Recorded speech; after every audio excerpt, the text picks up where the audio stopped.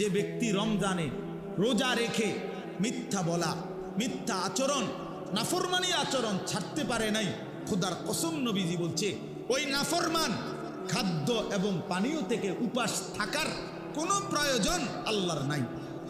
যা বেটা তুই, আল্লাহ বলেন মিথ্যাই যেহেতু ছাড়লি না, মোবাইলের নারী যেহেতু ছাড়তে পারলি না, সুদখোর তুই সুদে যেহেতু ছাড়লি না, বেপর্দা নারী, বেহায়া নারী তুই যেহেতু পর্দাই করতে পারলি না, তো আর উপাস থাকার দরকার নেই, বাতে খা, সকালের নাস্তাও কর, দুপুরের খাবারও খা, লাগবে না, তোর রোজা দিয়ে আমি করব।